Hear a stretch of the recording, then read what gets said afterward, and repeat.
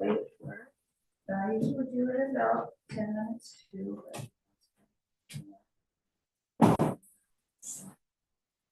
Once it comes up like this, make sure it's on the right shot. And then you want to X out this. It will play this, dry, you'll hear that, and it will really get out. So once it's up and running here. Whoa. And it Oh, so how are you? Pretty good. Good. So you know. Now to record it. Clonk, clonk, clonk, clonk, clonk. Go back to the same. Back to your floor. Organizing. Board on this. I have a question for you, Jen. For me. Yes, are MLS numbers in different states different? Yes. Because they have separate MLSs. And even in the great state of Utah, we have multiple MLSs. St. George will differ from the numbering. Here versus Iron County versus Park City. They tend to keep some of those right. I like it easy. Well, nobody wants to play nice and just have one central, like, we're all licensed in the state of Utah. And we can sell property anywhere in the state of Utah. Recording. But they like to say, well, if you're not a member of this board, It you're was paying our already fees. recording. You don't have to pay attention. And I'm just like, ah.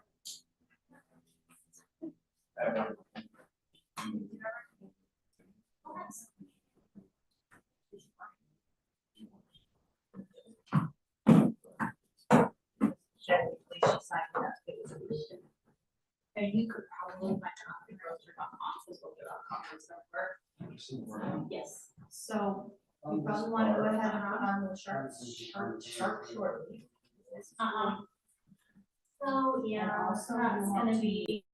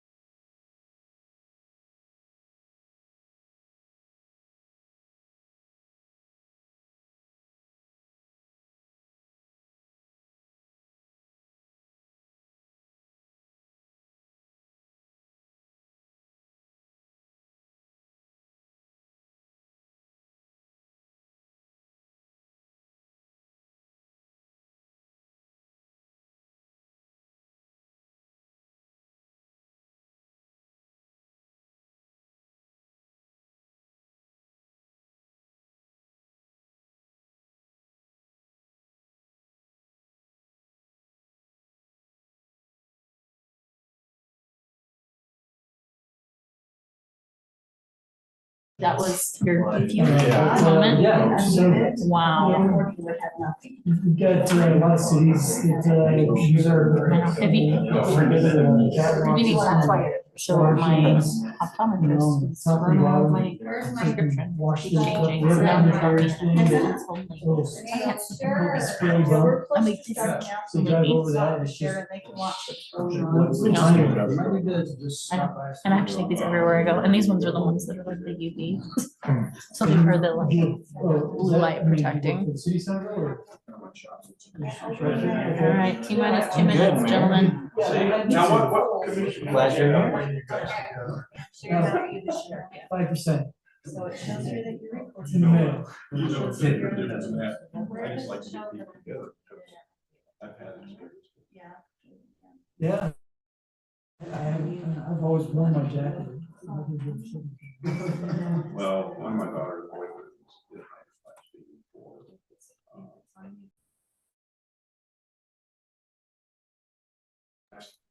High pressure. Yeah. That's like, And hopefully we don't have any issues with our, Well, it's probably more like 30,000. 30,000. Yeah. intensifiers, Microphones. the machines so if your and light's not green, it's not picking you up. we go up to about 70,000 Just PSI speaking.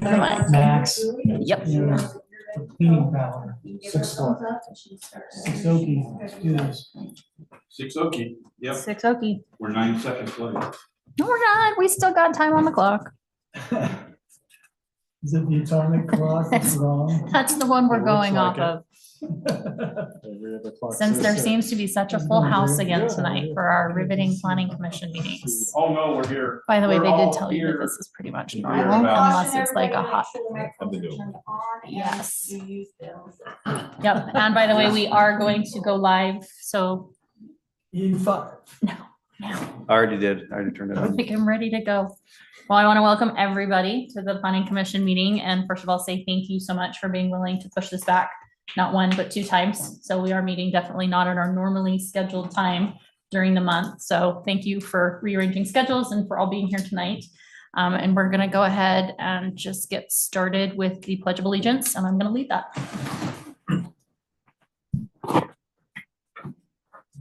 I pledge allegiance to the flag of the United States of America and to the republic for which it stands, one nation, under God, indivisible, with liberty and justice for all.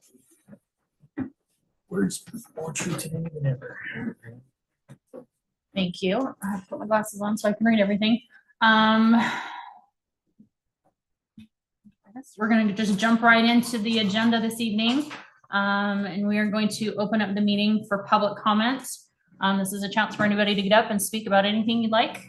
Please speak for 3 minutes or less. No remarks from the audience, and state your name and city, and the entire commission will listen. We will not respond, but the time is now yours for any public comment that would like to be made tonight. They might want to differentiate the public hearing. And then just so you know, we will be having a public hearing a little bit later on in the meeting, that if you'd like to make a comment on the public hearing item, you can also give comment at that time. So if you don't want to give public general comment right now, you can wait. Okay, got a thumb down from Paul, so no public comments. So we'll just go right into our very first action item, which is the consent agenda for the January 11th, 2024 minutes. Is there any comments from the commission on the consent agenda? Any changes, any issues, anything you noticed? Okay, then I'll ask for a recommendation for approval. I move to approve the consent agenda as presented. A second. All in favor? Yes. Yes, I'm a yes as well. So we're good.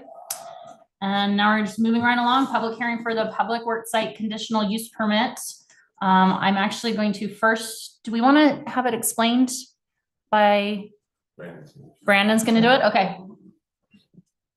I'm going to turn the time over to Brandon. That way, if there's any questions that come up from what you say, we can then open it up for public comment. Sure. Does that sound good? Yeah. Everybody agree? Mhm. Perfect. We're excited to be to this point. This particular item is a little unique because the applicant is the city. But I want to make it clear that we wanted to be certain that we treated ourselves just the same as any developer. And so in your packet, you'll see that we walked through the city code. I actually quoted every section and what was required, what was provided in response to that. If you spend the time reading through that, hopefully that was helpful to see the way each of those were responded to. But essentially what's being proposed here is several years ago, the city actually purchased the property from the soccer facility and has been working on putting together the site plan and the buildings that would go there. What's being proposed are two buildings and a structure. The main public works facility building will be on the west side of the property. Just a little bit to the east of that building will be a vehicle storage building. And then along the south property line will be a material storage / decant facility / salt storage building.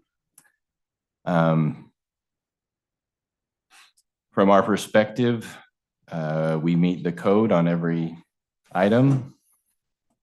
We're asking for site plan approval and conditional use. Is there anything you would add to that, Lance? Well, so, and I can just add that I kind of went through and I reviewed the site plan and all the elements, compared to the code, double checked your work. It was very thorough and staff is recommending approval. So I don't really have anything to add to all the information. Well, and I do want to recognize Lance Evans. He's our brand new community services director. I probably should have done that at the very beginning of the meeting. This is your first meeting with us as a planning commission. So welcome to the city and welcome aboard. I know I didn't have any questions. I will say I appreciated all of the detail and especially the specific references to code and seeing where it fit in with the code, maybe where it was a little bit different from the code and how it had either been approved previously. Same thing with the general plan references. I appreciated that. I thought it was very thorough. So thank you for the time and effort that was put into that. I do need to point out one very small exception that we are asking for. In the buffer zone, it requires an 8-foot masonry fence. And we only, on the drawing that's on the screen, you can kind of see a grouping of trees along the northwest corner. That's the buffer zone area. Currently installed out there is a 6-foot masonry fence that borders the soccer facility on the north and the west. And we would propose to just continue that same fence. In that corner, we are filling that corner up a little bit. And in that corner, the proposed future grade would be almost 2 feet higher than the adjacent ground. And we propose to put that fence on the top of that new proposed elevation. So from the perspective of a future resident in that area, the fence would almost be about 8 feet high, but just to stay consistent,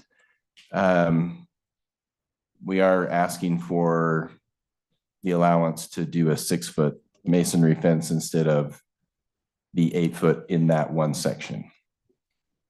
And is that just for reference on page 21 of 31 of the packet where you guys are talking about that buffer yard landscaping? Correct. Okay. Yes. So the code sections 10, 15, 14. So if anybody has any reference, there you go. But outside of that, everything meets the code. Can I ask one question on that? You bet. Oh, were you gonna say something? Well, let's have a public. Yeah, let's, hearing. before Yes, we yes. start discussing, Yeah, okay. we're gonna open it up for any public comment that wants to be made on it as is. And then of course we can go back and ask any questions and have our discussion and kind of go from there. Okay, perfect, Brandon, thank you so much. So I'm gonna go ahead and open up the podium for public comments. I move that we open the public hearing for the public works site conditions. Yeah, that. Second that motion. All in favor? Yes. Gary and then Martin. Marty. Okay, the time is now yours. Nothing? There we go.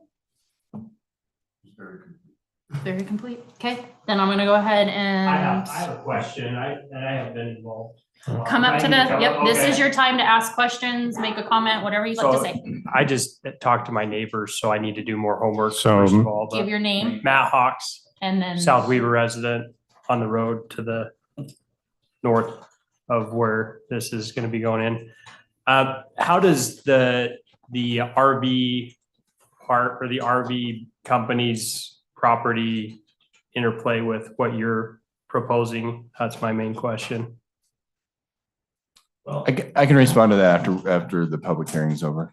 Okay, Okay, any other questions all you I- want to ask or that's have it. for discussed? me. Yep. Thank you so much. All right, I'm gonna look for a motion to close the public hearing then, I make a motion to close the public hearing. in a second. I second that motion. All in favor? Yes. Aye. Aye. Yes. Thanks, Paul. Okay, so at this time, planning commission, this is your chance to discuss. And Brandon, and any Do questions you that want me you to guys respond have? to that question? I actually have the same question. I did as well, So, Okay. Let's go ahead and do that.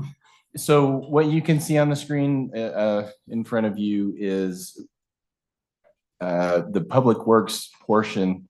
You can see is occupied. There is a portion that was just referred to as the general RV site, which is north of the public works. That is not finalized, but the plat was approved and is in the process of getting recorded.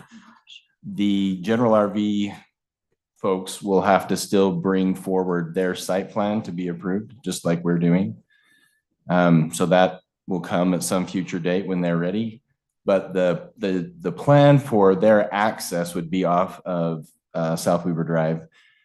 You may or may not recall, but on the plat, there was a utility and access easement that goes from South Weaver Drive to the north property line of the public works site. And the intent would be that would be their main access.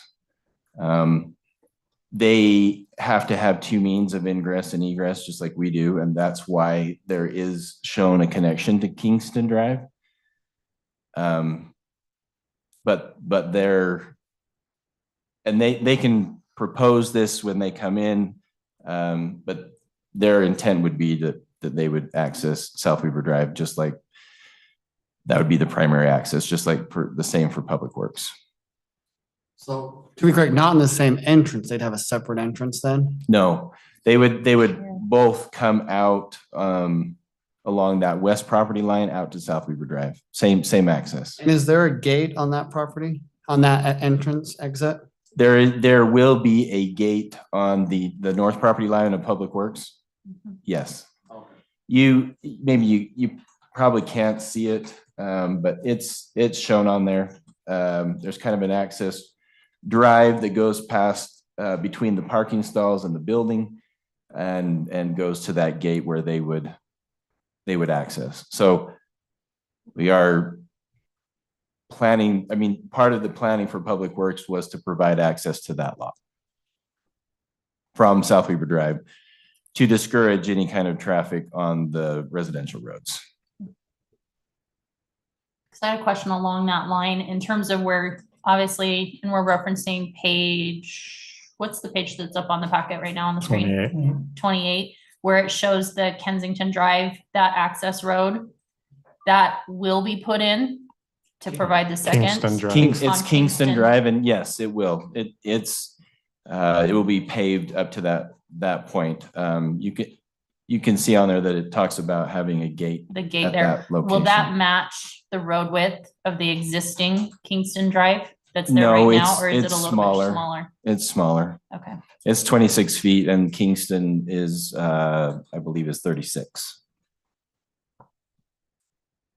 So, and on that note, with the Kingston entrance and exit, is there anything that prevents them from going that way in South Weaver? Obviously, we encourage them to go South Weaver, but Right. can they choose? Well, there's a gate Right. at Kingston and there is no gate out to South Weaver Drive. Are they gonna have a key? So, but is the gate, the gate that's on South Weaver Drive is is not, oh, it's up there farther, okay. Yeah, there's no gate on South Weaver Drive. The gate is I see now, yeah, okay. between the Public Works property and the future general RV lot. There is a gate there. That gate could remain open, during the day for them to be driving in and out. I'm not exactly sure how they're going to want to handle their own security that way.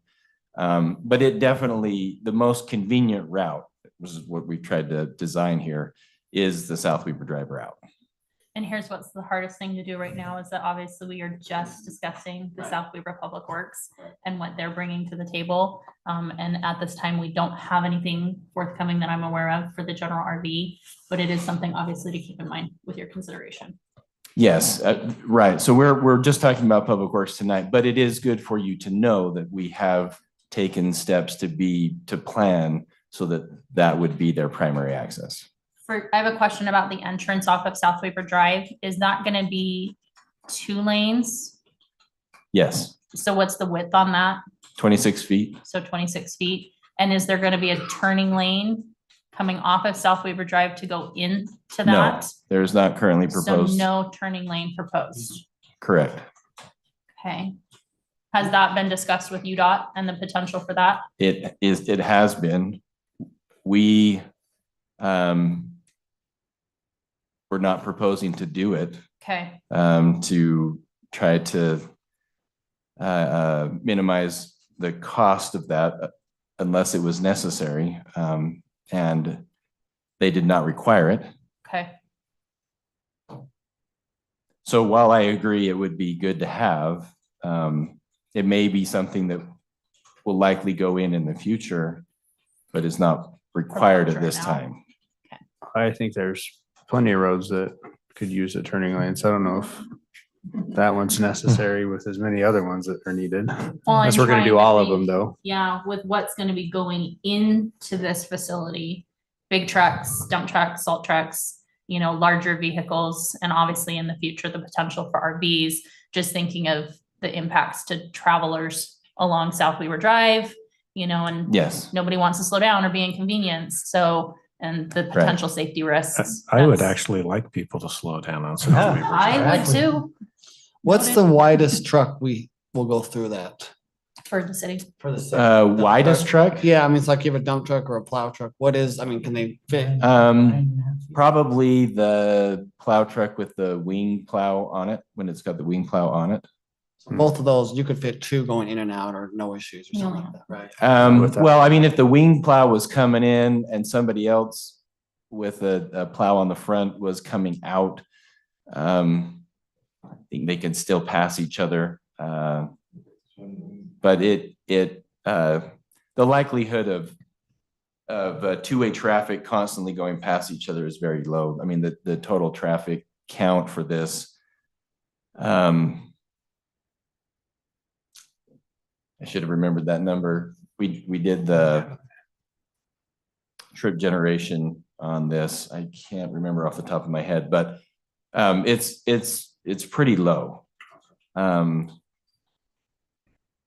Now, and even in the future with what we're anticipating for future employees and trucks and whatnot, the in and out is relatively low. And even with general RV, again, that's a storage lot. And so we're not anticipating high Heavy traffic. traffic counts here. Yeah, I recall even when General RV was talking about it, that if somebody needs to go see something specific, they drive over in their whatever they take them over in, and then maybe show time and stuff like that to get a lot of traffic in and out. But it sounded like it was going to be pretty minimal for them, Right. short of when they stock it. But Right. And if in the future it appears that there's the need to do something more, we're providing additional lanes for turning in and out. We can work with UDOT to continue to improve that area. But for now, the numbers don't show that it's needed. And you did not require it.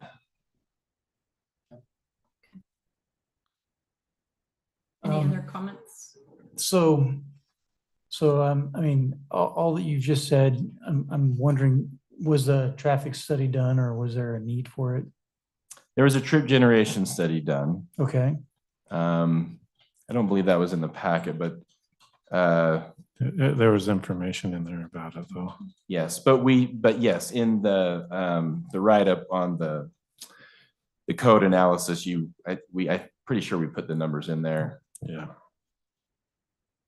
I could even probably find the page for you.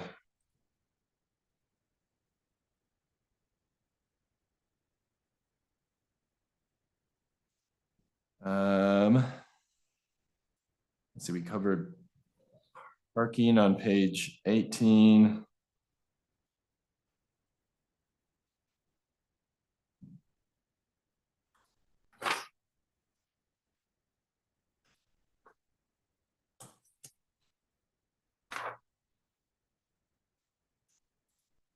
Yes, I believe it's on page 14. 10-7-6D.3. It's the middle row. And towards the end, it says an estimated, based on employees.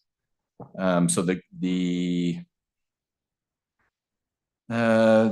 anticipated daily trips were 28 on opening day and 47 in the future.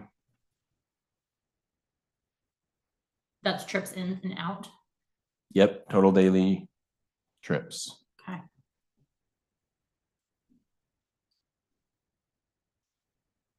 I think that one of the big concerns that, I would voice is how much was put into the planning of this to help mitigate or eliminate the effects that Public Works has had in its current location to surrounding residents. We've had residents come to this meeting expressing their relief that these salt trucks at 4 a.m. in the morning aren't going to be, shining into their house any longer because it's going to be moving to another location. We've got another location now that is surrounded by houses. So, I mean, what has gone into mitigating that? I guess I would suggest the location of the building. There More are buffer. tried to have the operations be in the center of the lot. The building is on the west side and the salt shed is on the south side. So trying to put it as far away from homes as possible. It's got the masonry fence to mitigate or provide screening. The lighting will be just for this on the site, dark sky compliant.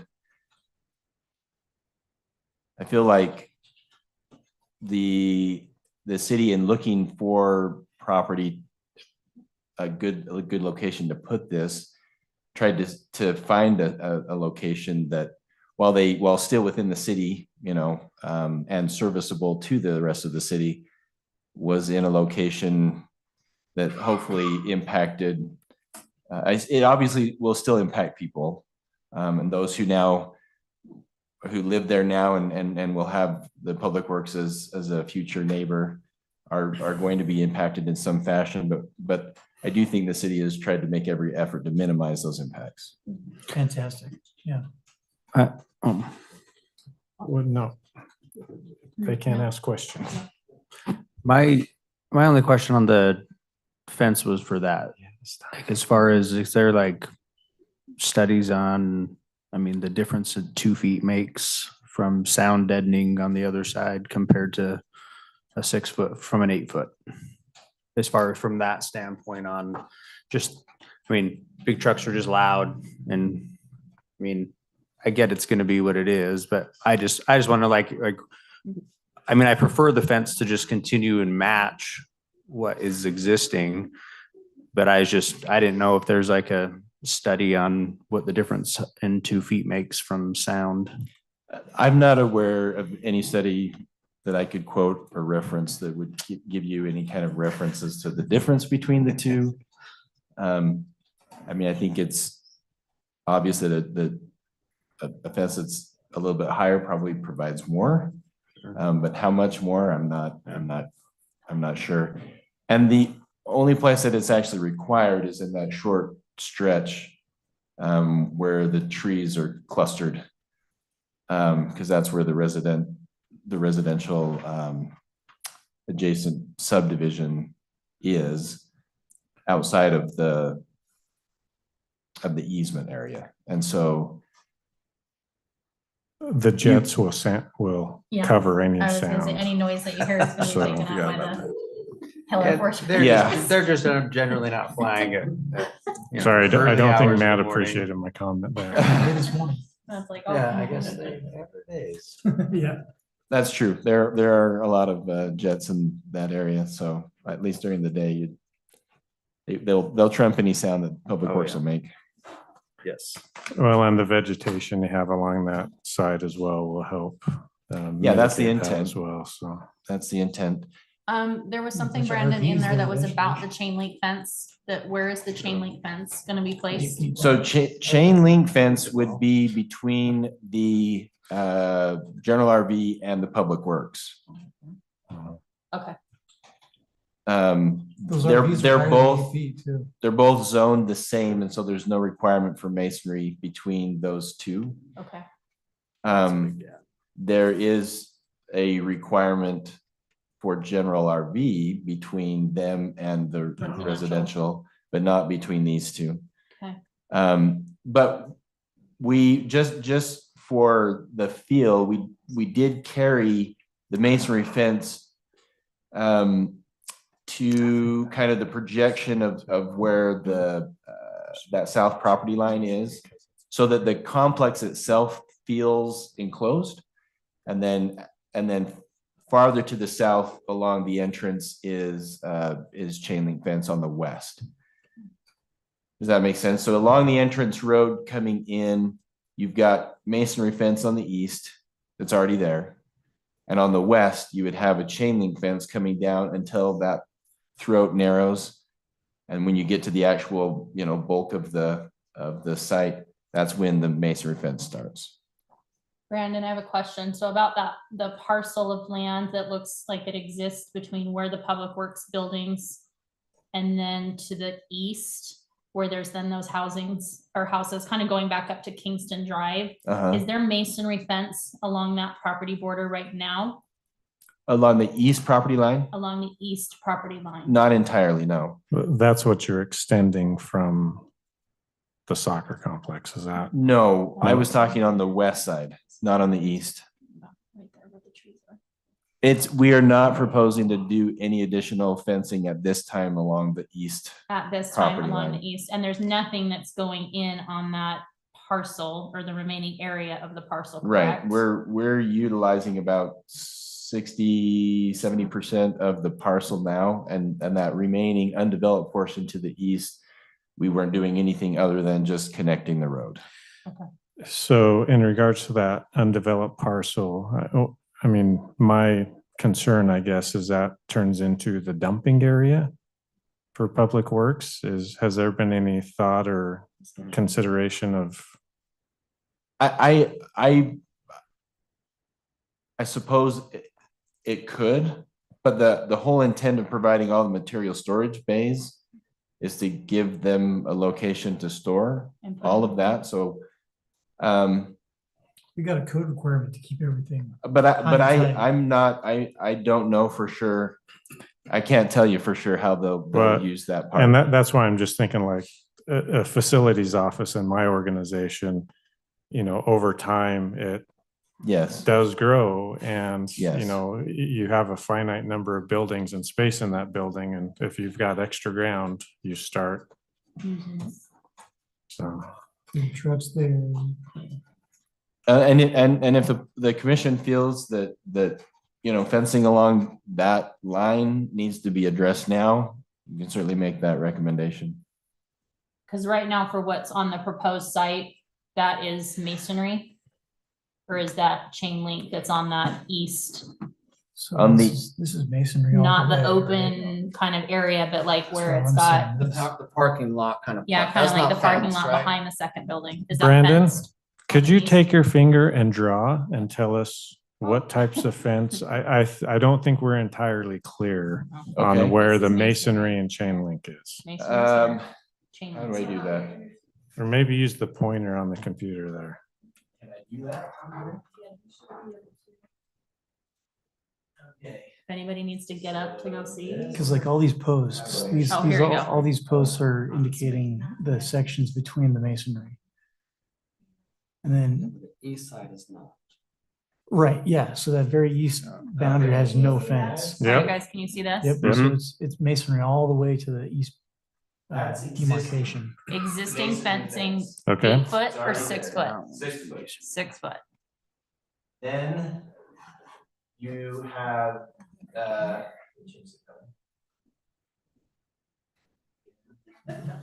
okay. This is proposed, that's right. That's proposed as chain link. Yeah. Except for that far northwest corner, right? It looks like you got. Hold on, I'm not there. Hold on, he's getting Okay. there. Whoa, Calm down. Give him her a off. minute.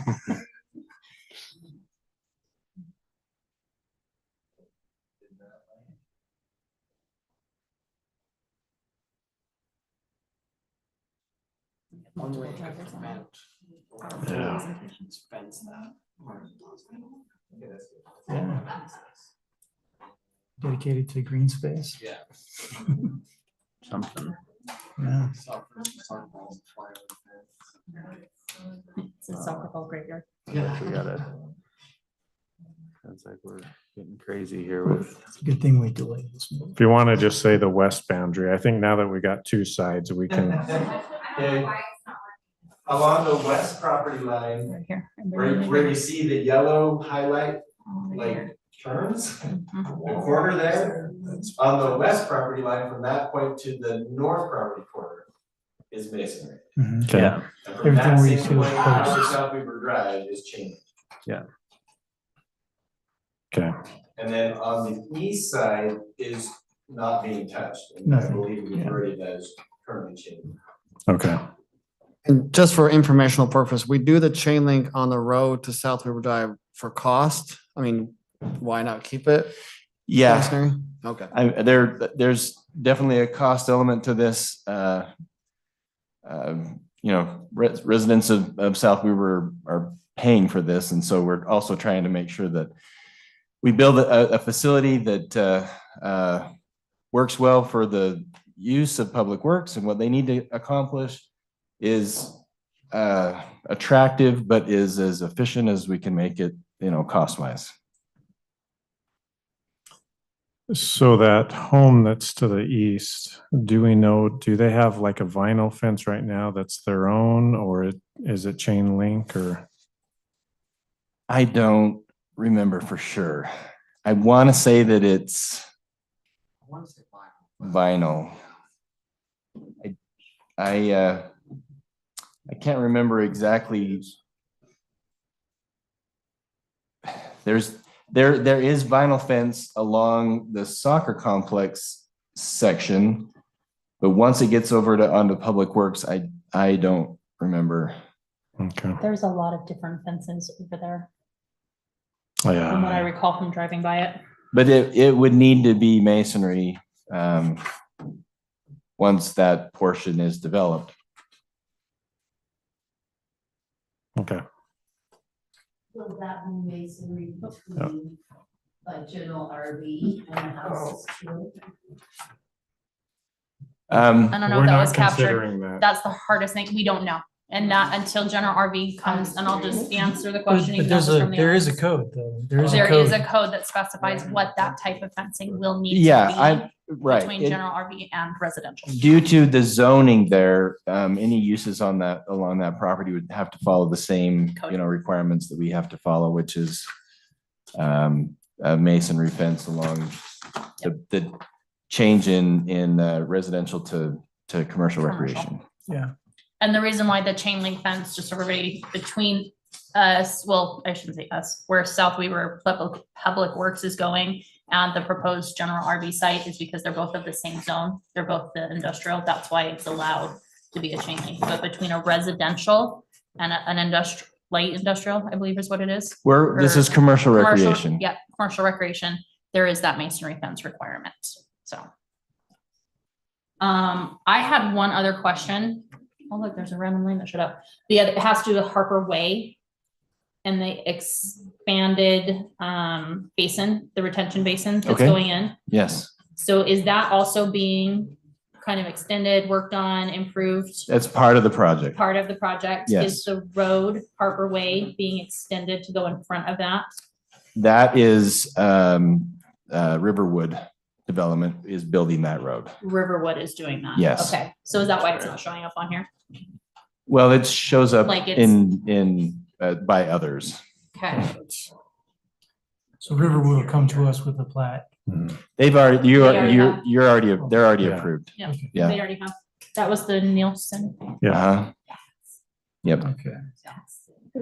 So I understand we need to have 2 points of entry.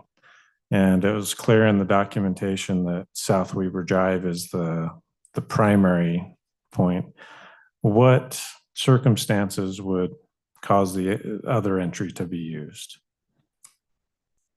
I'm not certain. Public Works would be better able to answer that. I'm actually not aware of any circumstance unless South Weaver Drive was closed for some reason or not, they weren't able to use it, why they would use the other entrance. But I can't guarantee that they won't use it at times. But I'm not certain what that circumstance would be. So let me ask this, and this may not be a fair question. If we didn't have to have a second entrance, would we have done or would the city have done a second entrance? If it wasn't a requirement by UDOT, I think probably it's a good idea always to have 2 points of ingress and egress for a site like this. So probably we would still have wanted to Okay. have that connected. But it being a requirement of UDOT just erased any question. Okay. And plus, we wouldn't want to say, hey, for the city, we're only gonna allow a single, and then any developer thinks, well, I want that same privilege too, so. Yeah. If Well, code says two, we have two. and I'm just thinking to minimize the traffic going out Impacts. into the neighborhood and Because I would think as a, maybe I'm wrong, but as a snowplow or something, it'd be harder to pull out in South Weaver Drive. I would prefer to go through Kingston, but maybe I'm wrong. That's my worry. They is- still have to go through the neighborhood to get. they would get onto their road South plowed Weaver Drive. first. Well, I know, but they could always cut all the way over through neighborhoods to get to like 475 or something. I mean, Well, They- think where they these trucks could. are gonna be located, this is where they're gonna be housed, this is where they're gonna be Yeah. stored, they're gonna be parked, so employees coming and going are starting here first. Correct, And it's yeah. gonna be easiest to get on South Weaver Drive just in terms of our routes, priorities, and how we've got what's designated to be done first. I don't believe Harper or Kingston, or sorry, not Harper, Kingston is a priority one road. Okay.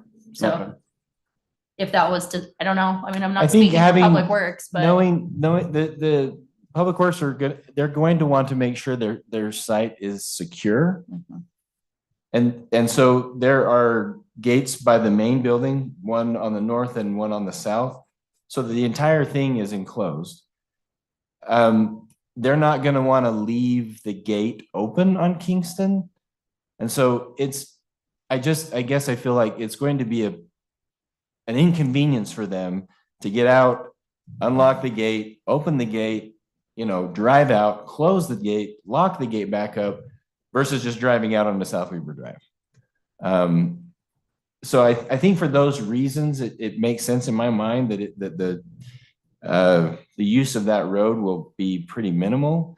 But But having the connection is still important. That actually helps, yeah, that it's gonna kind of be locked 24/7. So it's gonna be. Yeah, because if they left it open, that means anyone could just drive into the site. I need And some they don't salt want for my to, driveway. yeah, they don't want to do that. So Myself. the main gate to get to the operations will be on the south. That'll be an automatic gate where they'll beep in and it will open, they'll drive in, it'll automatically close. That's going to be the primary in and out for the operations portion back by vehicle storage and whatnot. They do have a gate on the north side, as I already mentioned, to be able to get out on that side of the building, the main building. But it's going to say closed all the time. It needs to stay closed all the time just so they can keep a secure site. Okay. That Thank you. second gate that you're referencing, is that the one that potentially general RV will be using? No, that's between the main building and the fence that Right runs here. along the north boundary. Right. Oh, gotcha. So there's two ways for them to get out around the main building, out to the kind of the driveway. But the most convenient one is going to be the automatic gate that will be on the south. Again, keeping all the operations away from the homes as much as possible. And I think you've done a great job with the placement on that, because they really are, compared to where our current public works facility is. I mean, you have neighborhoods where their backyard, or houses where their backyards is literally backing. This, you have a little bit of a buffer, so I appreciate that. Yep, that was the desire. Okay, any other questions, comments? Thoughts? Just had that one date. Were we gonna correct that? Do you want to bring it up? Yeah, I can bring it up on the This is just in the packet. page 5 on the planning memorandum on the bottom. That was approved on January 23rd, 2024. I don't think we met that day. I think that That was was the supposed to date it be. was signed. That's what I went off the date that was. Do we need to reference the meeting though, if since we're approved by the planning commission on this date, or make a note? Yeah, that might be, I can see, Lance, where that might be a little misleading. I didn't see that before. The actual approval, I guess, would have been city council, and I don't recall, I think it was the first or second meeting of January when it was actually approved. The planning commission, I believe, made the recommendation in December for approval of that plat. And as I already mentioned, it's down in the county getting recorded right now, so. Yeah. But that's the date. The date of approval on the Mylar. on the Yes. plat Is the 20th. Right. So that's why I went with that. So, and I think that's more Even just though it was for, approved in a meeting yep, prior, by the planning commission, different date, council, different date. Both the council signature and the planning commission signatures are those dates. Right, the dates when it was the signed. Last step. and Yeah. I think and I agree with Commissioner Roberts where this is, that gets confusing, because if anybody's going back and reading through kind of these memos and seeing that date, that's where they're gonna go back and look, not seeing a planning commission meeting with an agenda item for an amended approval of a plat, like it gets confusing. So I don't know if we can add yes, I agree, that was the date everything went official, but we actually had the discussion on a different date, It could be described, differently, yeah, in more detail. more detail. You could just say that it was signed on January 23rd, But it's in her city council. if you want, or if you want to actually quote the date of the planning commission meeting, if you feel that you want to make that clarification. He's like, I'll give you all the dates. Okay, anything else that you guys want to talk about in terms of just the conditional use permit for the public works site? So one thing I'm thinking about, again, that parcel that's not going to be developed, my fear is in 5-10 years, it's going to become a little more unsightly than what the neighbors would like. And I don't know if we could make a condition that if that starts to be used in that fashion, that a discussion take place about fencing along that east side. It comes back out for review. Yeah. Other than that, I like the design. I like the layout. I think given the fact of, it's kind of landlocked, you're away from things, which helps to hide it. I like it.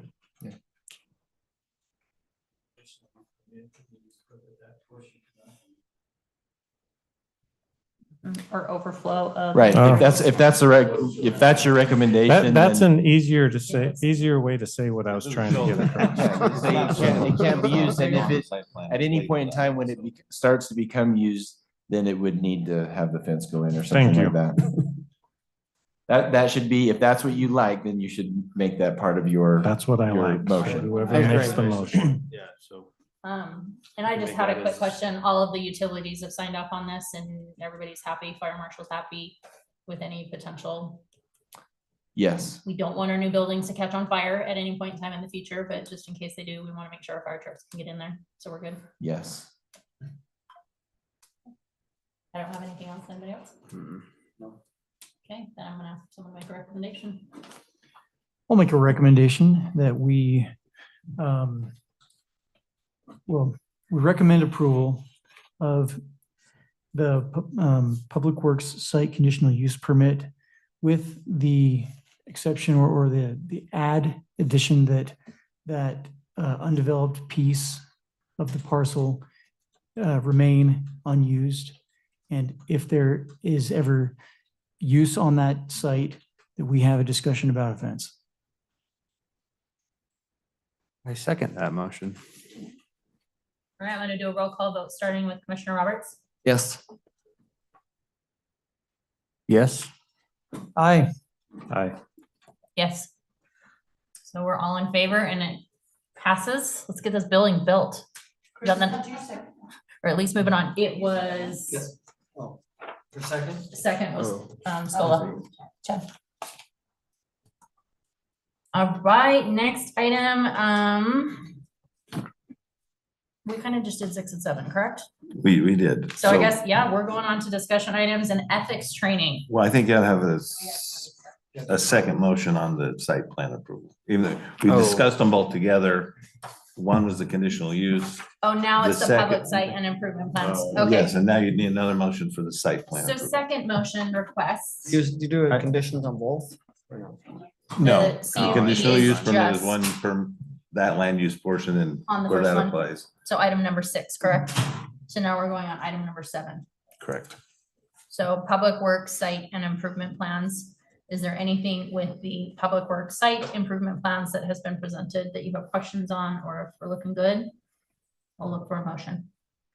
I move that we recommend approval to the city council for the Public Works Site and Improvement Plans. I second that motion.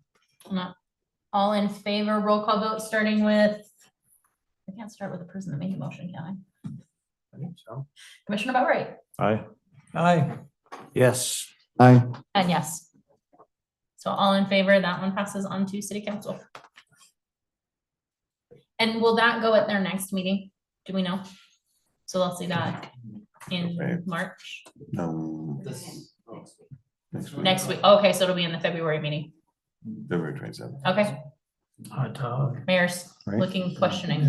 Now that I've been here every. Is on there? Tuesday now Okay. for Code committee and Perfect. getting down. Now we're gonna move on to ethics training. And I'm gonna turn the time over to our lawyer, Jamie Blakesley. Nice. I might do that for this part.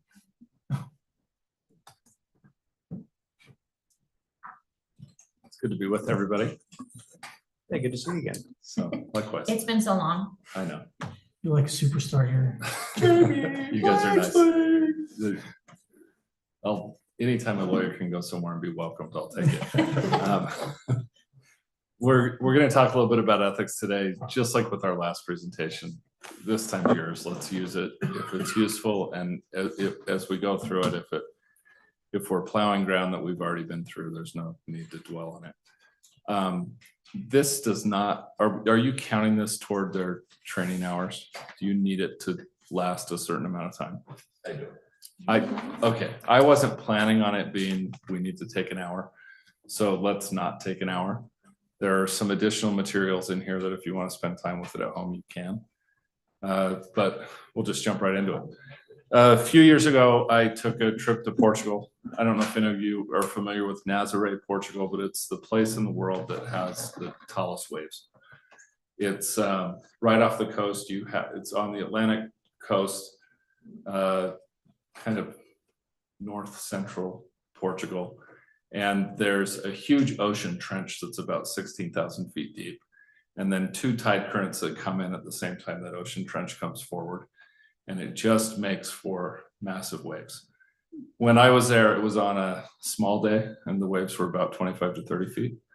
On a big day, they can be upwards of 100 feet. And when I think about ethics, I often think about Nazaré because the men and women that go and surf those big waves take a lot of care to prepare themselves for the situation, but they have two rules about surfing big waves. One is surf big waves, and the second is live to surf again tomorrow. And so I think, like big wave surfing, now that you have public office, our goal really is to enjoy and make a difference with the time you're in public office, but live to serve at the next meeting, right? So I'll have everybody share the presentation, but when you're on this page, there's a hyperlink that you can click on in the middle that's to a really fun 60 Minutes Australia piece on these surfers and a little kind of 10-minute clip where they talk about it. It's a little hard with the technology here with the streaming to YouTube to do it. Utah doesn't have an ocean. We do have a lot of deep water. Our political environment, as well as we think we do with things, there are ethics violations reported in the news all the time. Each of the news articles here relate to situations that I have some personal knowledge of over the course of my legal career. And so we'll talk a little bit about them and how they relate to the Ethics Act. My goal, of course, is to keep all of you safe. There are 6 waves, so to speak, that you have to be careful of. Use of office for personal benefit, receiving money for assistance with a transaction before the city. If you have a business that you own or have a significant interest in that's regulated by the city. If you have a business that is doing business with the city, meaning if you're a contractor for the city. If you have an investment that creates a conflict of interest, or if you invite somebody to come along with you and violate the Ethics Act together. So I want to just go through quickly what each of these mean, and then we'll leave some time at the end when we can talk about it and work through it. So the first prohibition is you can't use your office for personal benefit. The news article that I have the little clipping up here is a really direct personal use. These were 2 Salt Lake City employees that took some heavy machinery owned by the city and they used it to dig their basement on property that they owned down in Utah County. And there was a complaint received by Salt Lake City of, why are these vehicles labeled Salt Lake City Public Works digging holes in West Utah County? So clearly, anytime you use or attempt to use official equipment for your personal interests, it would be a violation of the Ethics Act. There are some exceptions for incidental uses of vehicles. If you were in a position where you had a city vehicle and you use it to go to and from home because you might be on call in the middle of the night and need it there. If you have to stop for gas or stop at the grocery store or stop at the pharmacy, something like that on your way home, that kind of activity is allowed. But if you're a snowplow driver and you decide, hey, my street never gets plowed and I don't live in the city, but I'm gonna go take care of it, then you're probably getting close to a violation of the act. The other thing related to this is you can't knowingly receive, take, seek, or solicit a gift of substantial value. There's a carve out for one-time gifts of under $50 or official honoraria, that type of thing that is, of course, appropriate. We're getting to a point in time when if somebody were to offer a meal to more than one planning commissioner, I think you really can't get out of Wendy's under 12 or 15 bucks nowadays. And it doesn't take a lot to get to 50, right? If you go to Five Guys instead of Wendy's, you're one person, you're done, right? Done. Burley Burger. Yeah. So just be aware of any time somebody asks to do something. Where this will come up unwittingly with planning commissioners is if you have a neighbor or somebody that you don't know has an application before the city, maybe it's working its way through the staff approval process, hasn't come to the planning commission yet. And you would go to lunch with them normally, or you would do social things normally, or if they had extra sports tickets and they called, you wouldn't think twice. Those kinds of things can put you in hot water if you don't ask questions or be careful now that you hold public office. This guy should have known better. That's pretty Hope it easy was to a know great that trip. A trip to Switzerland's off limits, right? A lot of gray hairs because of that one. We talked about the exceptions to the gift rule. They're listed there.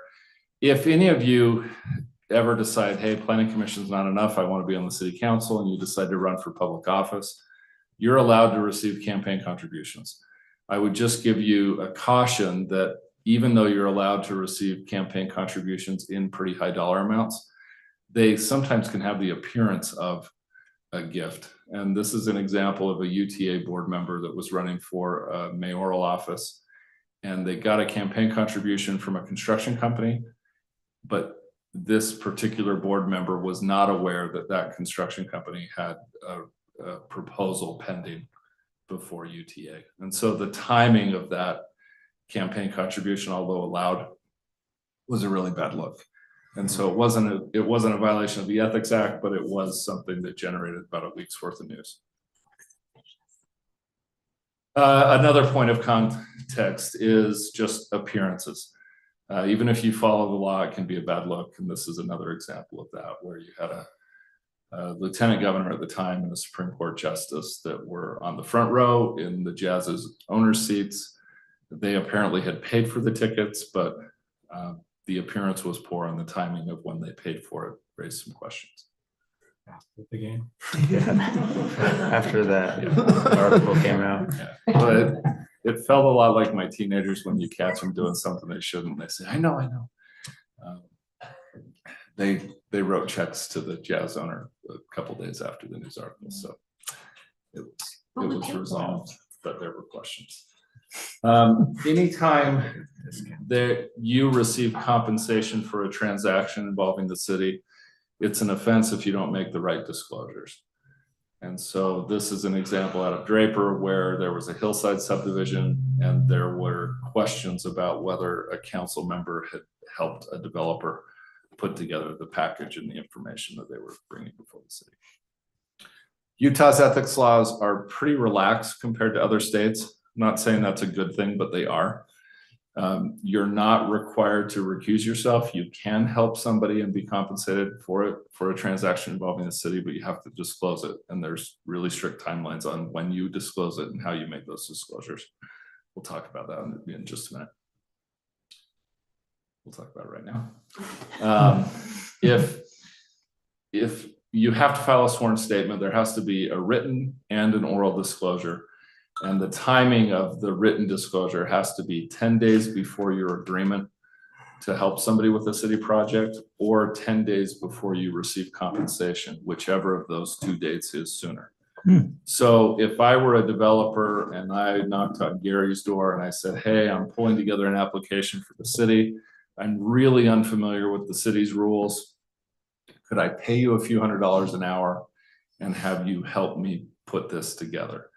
If you said yes, that would constitute your agreement to do that work. And so you would have to say, I may be able to help you with this, but we would need to enter into a written agreement, and I have to make a disclosure now and then have our agreement take effect in 10 days.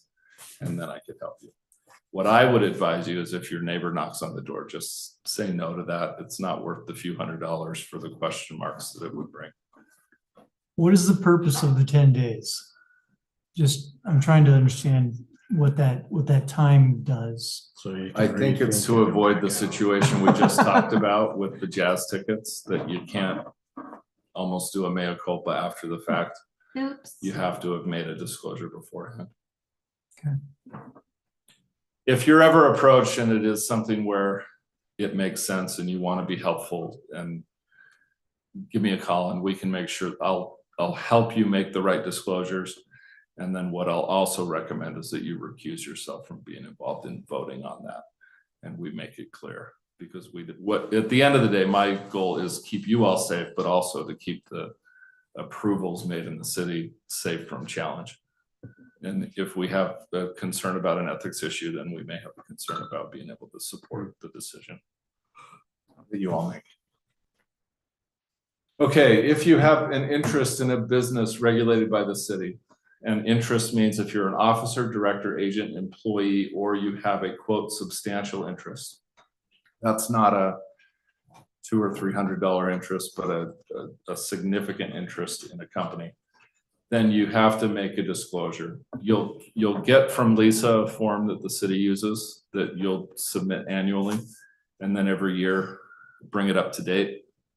If your ownership of business or your financial interests change during the year, phone me or phone Lisa or phone Julie, who's the chair of your commission, and we can help you supplement that submittal so that everything's documented appropriately. And then if any decision comes pending before the planning commission involving that business interest, then we can make sure we make the proper disclosures and make the right recusals in those moments. Again, in a small community like South Weaver, I don't think it's unusual for people serving in office to have business interests that are located in the city. We just need to manage that. You all live here, many of you work here.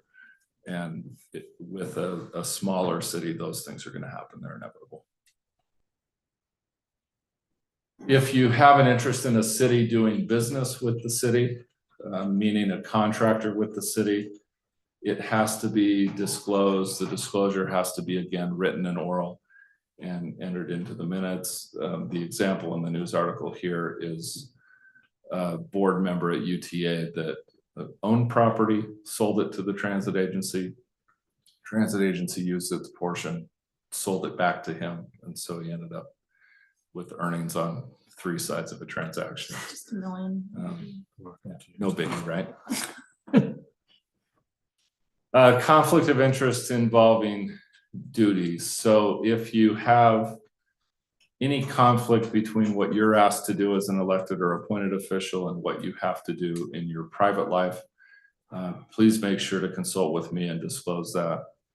We want to avoid any appearance of a conflict, and we certainly want to avoid it escalating into something significant. The example here on the screen is the former Speaker of the House, who at the time he was the chair of the UTA board. There were concerns about his investment and involvement in real estate transactions that were pending or approved by the board. And then keep in mind, there are criminal penalties. The criminal penalties escalate based on the dollar value of the compensation. There's also an affirmative obligation that you be dismissed from employment or removed from office, whichever of the two is applicable to the person. So in your situation, if there was a violation of the Ethics Act, you would be removed as a commissioner. And then again, the final bullet, there also is the ability for transactions that were approved to be rescinded if they were approved with some kind of an ethics violation or concern. So those are the nuts and bolts. Are there any questions?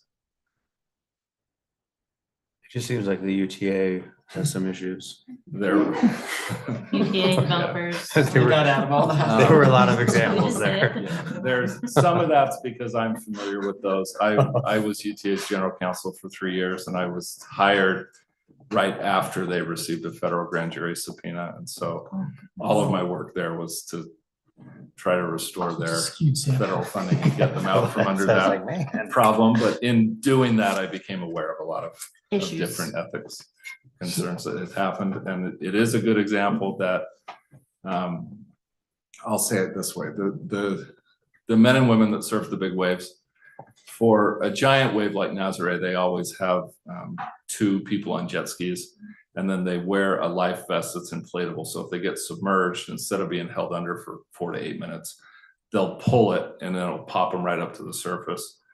And then the 2 jet skis will come and get them. But you always have 2. And when you're surfing mid-size waves where you could be held under for a while, most people will surf with a leash. And if they're in deeper water, they'll surf with 2 leashes.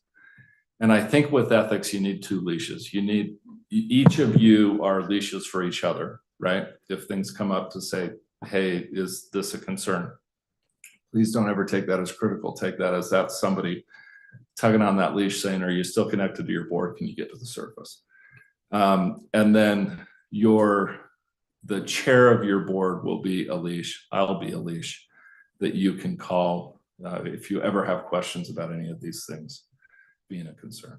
My experience at UT is you had too few people acting as leashes and too many that just let stuff go, even though they knew it was an issue. And it's not too long before it becomes a culture and becomes a little bit different than a one-off. It can do real damage for an organization, right? Y'all encourage the commission, if you have not already added Jamie to your contacts with his phone number and email, do it. Just That was up on the screen, wasn't it? with the leash. Yeah, it's there. You'll get the presentation, but yeah, shoot me a note.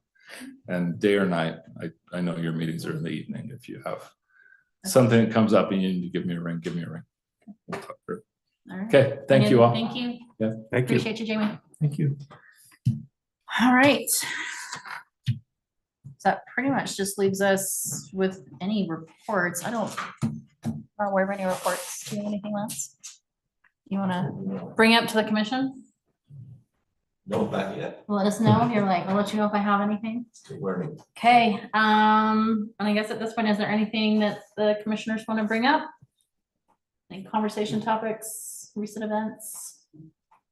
I just want to say this is the first time that Paul didn't find any corrections. Yeah. He's had a couple. Oh, of last time. Well, he's got his we pen did out. I take notes. It's because we're having such efficient planning packets that, you know, there's nothing. to There's say. extra weeks of planning. All right, well then I'm gonna go ahead and, following this little cheat sheet we have up here, I'm gonna move to adjourn the planning commission. All in favor? I'll second that. Yes, yes, Oh, yeah. yes. And Do we second. need a second? Yes. We're closing. Okay, All right. Gary seconded, and we all favored it. Good night, everybody. Look at that, hour, 5 minutes. And this cheat sheet is really nice.